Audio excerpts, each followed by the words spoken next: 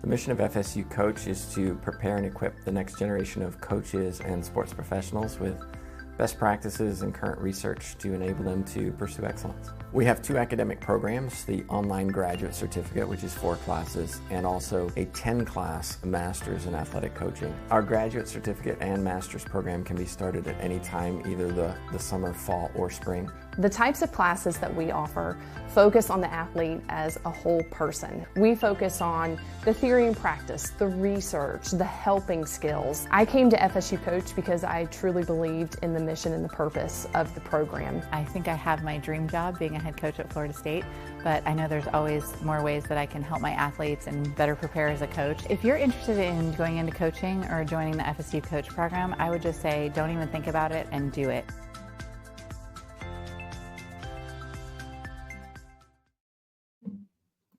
Well, hello, everybody. Welcome to another edition of FSU Coach Live. My name is Tim Backhurst, and today's guest is Justin Lindner. He is at Mercyhurst University. He's the assistant coach for men's basketball. Justin, thanks for joining us. If you wouldn't mind, just fill us in a little bit of your background, how you got into this role.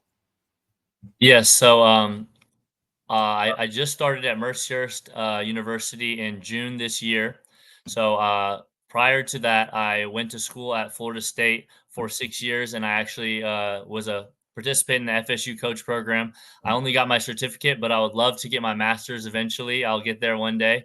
But I was also in the sports management master's at Florida State as well, and then I did undergrad in mathematics. But I've always wanted to get into high school coaching or college coaching since I've been in college. And once I got towards the end of my career, I really narrowed in on college coaching. And after I graduated, after my 6 years at Florida State, with a lot of I had a lot of mentors as the coaches at Florida State under Stan Jones, Steve Smith, Leonard Hamilton, Charlton Young. All those people really inspired me to be a college coach. So I eventually, after that, after graduating, I went out to Los Angeles, and I worked there 2 years at a prep school there, where we had a lot of Division I athletes there, and preparing people for college. And then eventually I was offered this job. It's actually my dad's alma mater, so it's pretty cool that I started my college coaching journey there. But it's I just moved out here and got an interview last year, actually, when they were still Division II, and I had a nice interview there, and I got offered, but the position wasn't exactly what I was looking for, so decided to stay at my prep school one more year, and then finally made it out to Mercyhurst, and this will be my first year. Still kind of learning a lot of the role, and I've only been in it for about 3 months so far, so learning a lot about it, but I've already learned a whole lot and can't wait to continue on with my coaching career. I have a lot of people write me and say, Dr. Backhurst, I want to be a college coach. What do I do? And, first I start talking about education and training, right? But you're somebody who's actually done it. You've transitioned from, I was an undergrad student. I've done some graduate work, but I've gone from being a school coach into now being a college coach. And I wondered, how did you do that? What did you need to do? What was maybe the secrets to allow you to actually transition from, I want to do this one day, to I'm actually doing it? Yeah, so like you said, you have to go to the school, but more than anything, I felt like the relationships and the connections I was able to build when I was a master's student, when I continued to build my career, and all the connections I make, I continue. I even write a note in my phone every week and try to make at least 2 to 4 new contacts every week. The more contacts you can make with people, the better you'll get your name out there, the better you'll be in on new roles that come out. You get to talk to people, learn so much about your profession. So more than any degree, and even though the degree it helps you learn a lot and it helps you build that network, I believe having a good network is really what helps you get into different positions and just get your foot in the door. Once your foot is in the door, you can kind of take care of business and interview, and you show your skills that you've learned along the way. But more than anything, I think especially college basketball, and I think other sports as well, it's about your network and the connections you have more than anything. You mentioned some fairly well-known coaches in the FSU system at the beginning of this interview. How did you meet those people? How did you connect with them to the point where maybe you can use them as a reference, you can learn from them? You said I make 2 to 4 contacts every week. How do you actually make those contacts? Yeah, so usually I try to base it off of people I already have somewhat of a connection with. So maybe if I have a connection to Charlton Young, now that he's not at Florida State, he's at Missouri. So I try to reach out to him and say, could you put me into contact with anyone from your program that might be in a similar situation to me, so I Mm. can just kind of build my network. And then also going to practices and going out to high schools and colleges and just getting your name out there, getting your hands out there, getting your feet wet, get out there and actually meet people and talk to them all the time. And then not being scared to just reach out to people a little bit. Sometimes you have to make cold calls, cold emails, that type of thing as well. But the connections I was able to make in college was I really just got a walk on tryout through Stan Jones because he's from Memphis and I went to high school in Memphis. So once I got that walk on tryout, I kind of built up my repertoire. And by the time I was in my last years, actually through the FSU coach program, I was able to do an internship with one of our coaches. And actually, I only had a couple classes left in my certificate. So while doing that certificate, I was able to get in the classroom with him and I mean, his office. And we literally went over scouts together. He talked recruiting with me, gave me an idea of what he does on a day to day basis. He talked about player development that I could do with players and all these different things. And it just gave me hands-on experience, and I was in the office with them so much that they started to trust me. They see what I have, and they want to end up, hiring me or at least look at me later on for I was with them in the past. I talked to them, I helped them, I learned their system. Those type of things help me, propel my career and also propel like my relationships and where I'm able to build more and more relationships. Yeah, it's interesting because from time to time, maybe more than time to time, I get emails sent to me.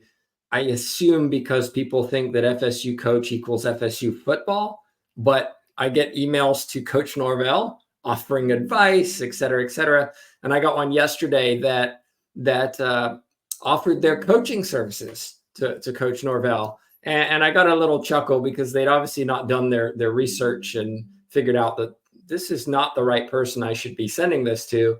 But at the same time, it was not a very professional email, etc. What you're telling me is you have to, one, be professional in everything you're doing, but two, you've got to do a lot of work up front to develop that network. It's not something that is just organic where, oh, because I'm associated with that person, other people are going to show an interest in me.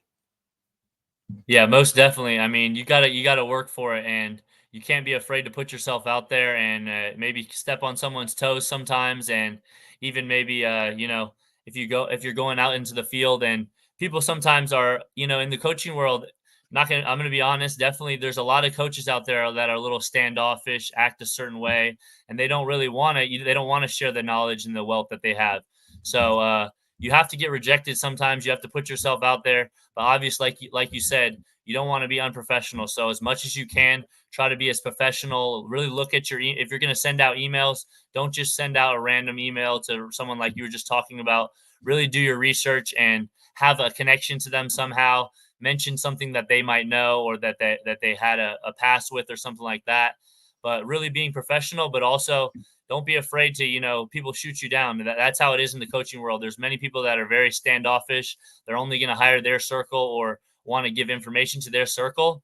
But you have to be willing to just put yourself out there and sometimes get shot down and not be scared to just go back out there and look for more connections, look for more growth, find ways to garner new knowledge in the basketball realm. Yeah, you could argue that if that is their circle, and a lot of us are like that, we tend to trust people we know, find a way to get into that circle Mhm. rather than assume that somebody is just going to open up and take someone from outside their circle. You've been in this role as assistant coach for, as you said, 3 months now. First impressions, what's it like being an assistant coach in a college program? Yeah, well, the first thing I would say that I would give it advice to anyone going into a new role or anything like that is when you first start working for a head coach, regardless of you're going to learn a lot of things from them, and they're going to teach you a lot of things that might have been different from where you come from.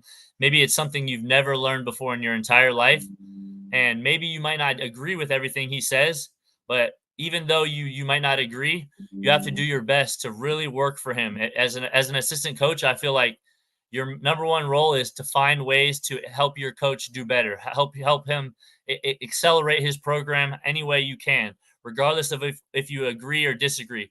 Like my coach, he has a brand new matchup defense that he put in, and I don't know a lot about it, so I just have to find little ways that I can bolster his team, bolster anything I can. Go on the side and talk with people about stuff. But really, so far, a lot of my role has been involved with player development, which is something that I really learned a lot from when I was in California with under Julius von Hanslick, learning a lot about that. And I also learned a lot in my college days from player development. So really get my feet wet in the player development, working with in one-on-one situations, group situations with the whole team at times. And then, using your relationships. I've learned how to build really deep relationships with people, and I feel like once you kind of talk with people and not just surface level all the time, you kind of got to talk to them and have deep conversations and kind of step on your toes like I talked about and build that relationship. Once you start building relationships, I feel like that's my number one job as an assistant. I have to make sure all of our players are good to go on and off the court, academically, basketball wise, like I said, player development, making sure they're going to classes on time, making sure they're showing up on time, teaching them how to live their life beyond basketball, because they're not always going to have basketball. They're going to be in college for 4 years. Some people will be blessed to go play professionally, but many people will go on to another job. And a lot of the things you have to teach them basketball wise, hopefully will carry over to the real world one day as well. And just a reminder for those of you watching live, if you have a question for Justin, just throw it in your chat box, comment section, wherever you're watching from. We'll try to get it to him. What is, in your opinion, the hardest part of your job? That's a tough one, definitely. In my new role, the one thing that I've a little bit struggled with is when I was at FSU and even moving on to the next system, I kind of had an idea of what to do in their system and what he was wanted to do offensively and defensively.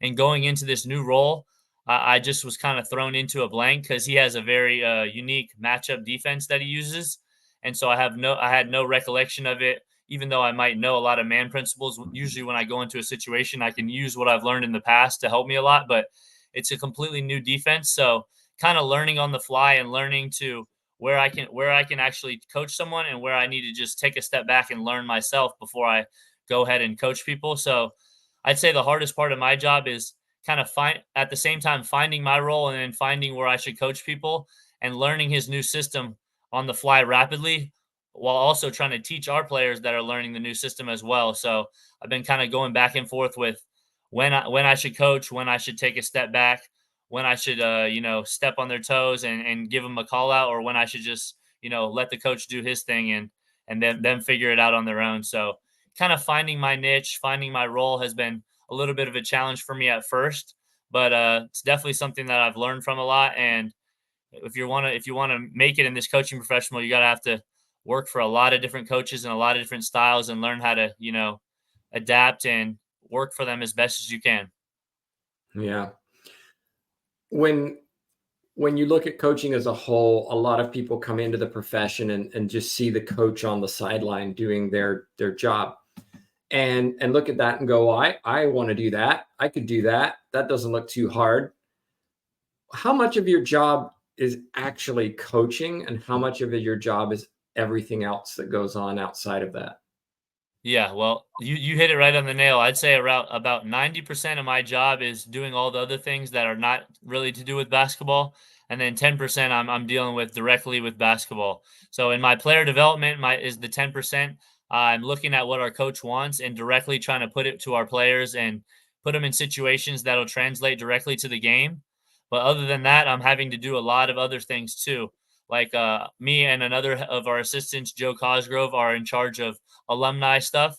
So we're having to look at all the different alumni lists, make sure all the contacts are right, reach out to people, try to get people interested for our upcoming alumni event that's coming up in October. So I'm dealing with like a lot of 3-4 hours of my day these days are put into phone calls, emails, getting lists together, organizing. I'm also having to be a part of an academic study hall every day for about 2 hours. So until our players get a 3.0 in consecutive semesters, they have to show up for study hall every single day. So I'm having to go to those, but I'm not just sitting around. I'm walking around, making sure people are working, helping people out if they need help, pointing them in the right direction. That's another one of my responsibilities.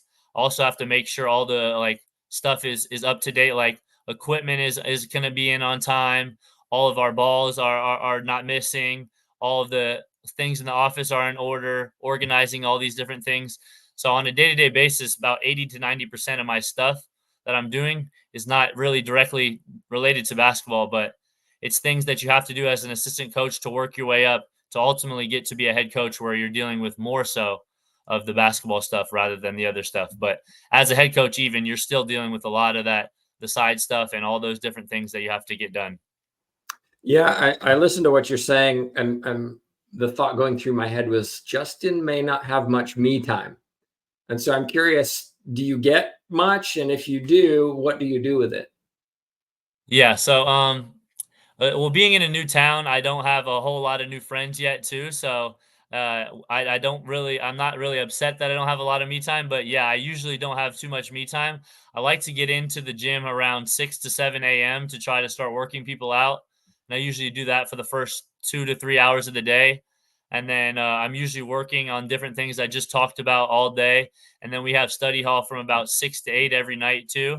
So usually I'm not leaving the office until about 8 or so. And then when I do have me time, I myself still play basketball myself. So I'm in a men's league here in Mm. my me time as well. But then also trying to, build into the program even in our free time. So doing little things I can. So recently I've been trying to get in to learn how to use Photoshop and an app we have called Gipper, where I Mhm. can make some different edits for people that, well, we're recruiting. I'm actively recruiting as well in my role. So when I recruit people, I try to make edits because nowadays people love that type of thing, all the social media aspects that go with it.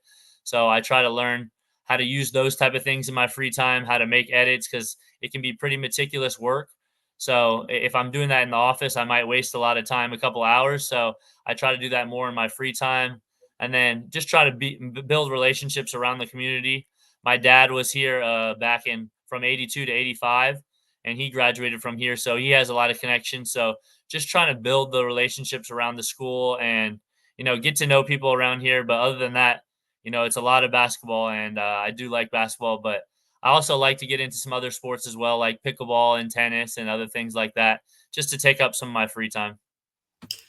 You mentioned recruiting. Talk a little bit about what that's like. How do you recruit in an environment where now it's very open for recruiting in terms of NIL, transfer portal versus what it used to be. We go find somebody in high school, we recruit them, and we've got them for 4 years. So, how have you seen it change? What are your experiences like recruiting? Yeah, recruiting has completely changed a lot in the last 3 to 4 years, I'd say, especially with the NIL coming about. But on top of that, we're like a low major Division 1 school, and in our transition from D2 to D1, we're not able to actually play in the NCAA tournament for our first 3 to 4 years, and unless we end up getting a waiver, we might be able to get it pushed down to 2 or 3 years. But right now we have a ban for 4 years, so that has hurt recruiting a little bit too. So when I go to all these tournaments, all the schools that I'm usually recruiting against or next to on the sidelines all these times, these are schools that can offer, thousands of dollars NIL wise. They can offer that they can get to the NCAA tournament as long as they win their conference tournament. They might have a built up. They've been Division 1 for a long time. They know what it takes. They're in a pretty strong conference. All these different things. So it's been a little hard for me in my first year because new conference, moving from D2 to D1, we're not able to get to the tournament, and that's what a lot of people going lower schools they really want to look at. I have a chance to put my name on the map to get to the big dance, get there here, and they really want to see that. So it's a little bit of a challenge, but at the same time, it's a great opportunity. I feel like when you get to go out there and kind of have a chance to put your school, your team on the map, and kind of get recruits. And you can always find diamond in the roughs. Everyone can look at a team and say, oh, that's a really good player. That guy's going to be really good. But when you can find the people that fall through the cracks and are a little bit maybe not as talented right now, but they have a higher ceiling, a higher potential, and you can find players like that, it's very rewarding. And then honestly, my favorite part of recruiting is just getting to see so many people from different backgrounds. Like basketball brings people together from so many different backgrounds, all for one goal. Like we might have someone from this end of the world, this end of the world, this background, this economic level, all these different things that come together, and they come together for one beautiful game of basketball. It's just, that's one of the most honoring things for me in recruiting is I get to deal with this person, and then the next day I might be dealing with a completely different person from a different background. And it's just cool to see how everyone can come together and everyone can kind of come forth and have a similar thing in their life just from basketball alone, which is pretty cool.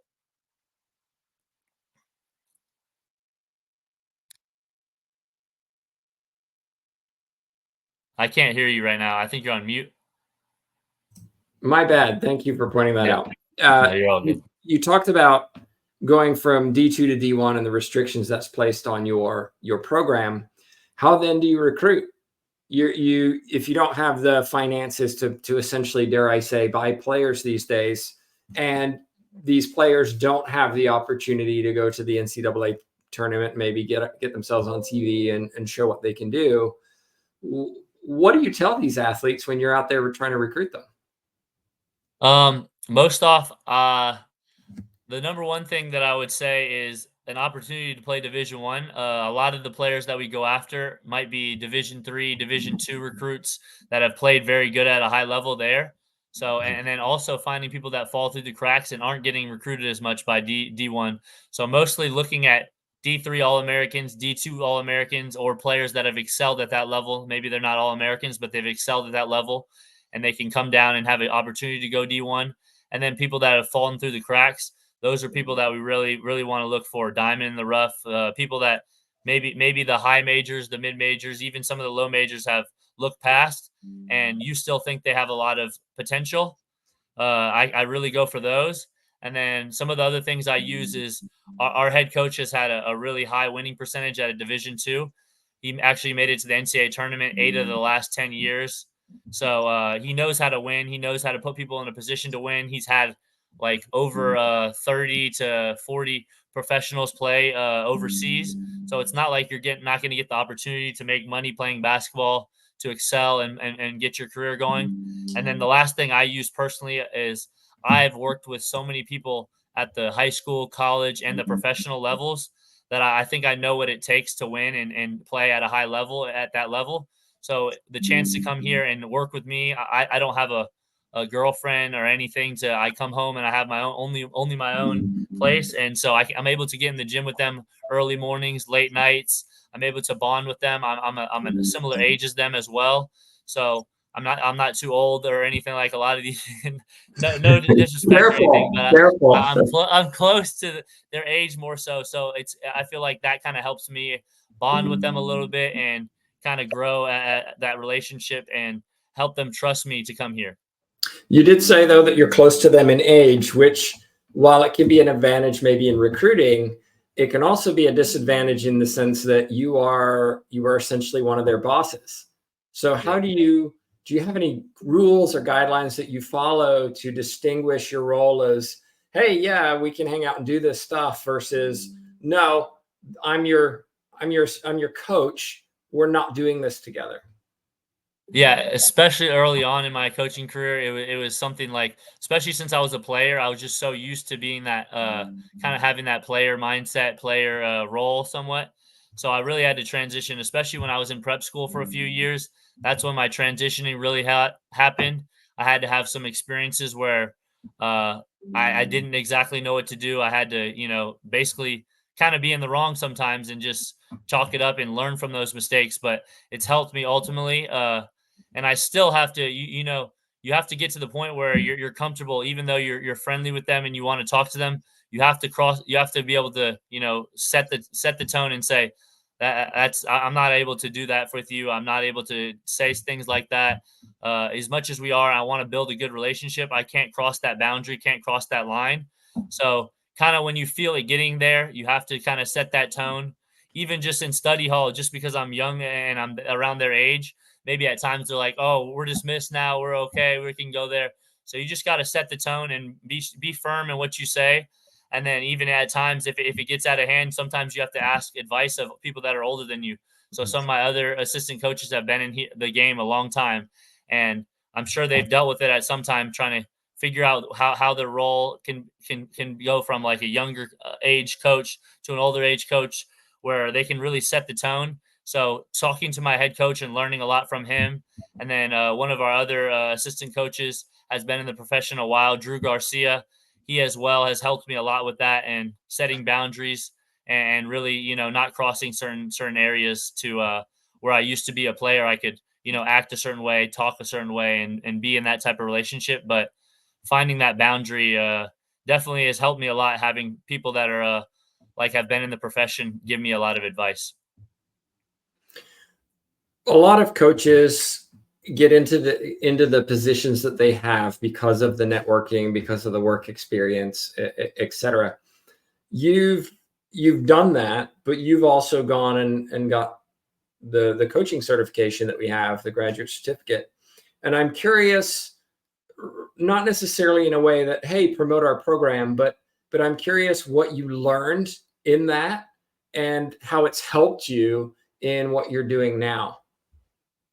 Yeah, definitely. I mean, some of the assignments, just starting out, yeah, some of the assignments I did, I was able to like literally build a blueprint for how I wanted to coach. So, in the FSU coach program, I was able to like build certain things like what is my coaching philosophy? What are some of the core values that I want to live by and coach by? How can I impact other coaches around me? All these things that like may have thought about when I'm coaching, but I didn't put into words. Just kind of like putting those assignments into words and learning from that really, really, really helped me. And then the other piece I talked about is you guys have so many opportunities to work hands-on with coaches around you, and there's nothing like having hands-on experience. And when you're able to get around people that you know in the profession, or maybe no, you don't even know, and then you learn from them, it really helps you a lot. So I think just building my philosophy and building a lot of the things around coaching and learning about a recruiting visit. You said we had assignments like typing up a recruiting visit.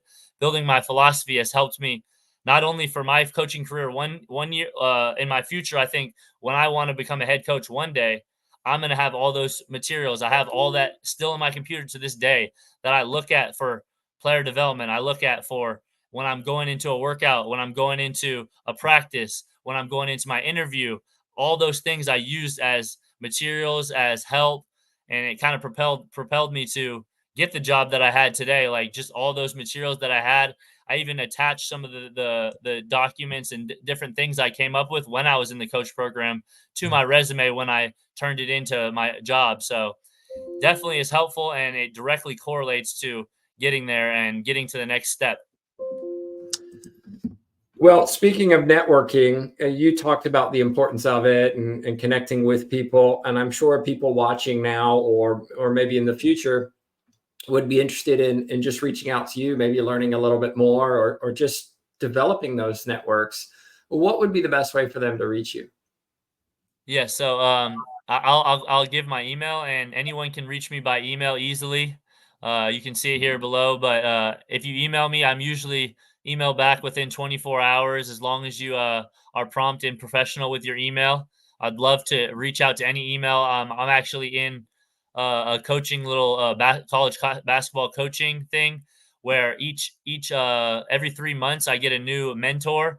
And so I've been talking to several different managers at different universities. So if people reach out to me, I'm willing to share my knowledge and give back. And many people helped me back out in my day. So as much as I can, I would love to give back as much as you can. So this email down below, you can reach me at that email. And then if not, you can look me up on the Mercier's website and find a way to contact me. But I'm always available to get back to you guys, and I'll try to make it as promptly as I can.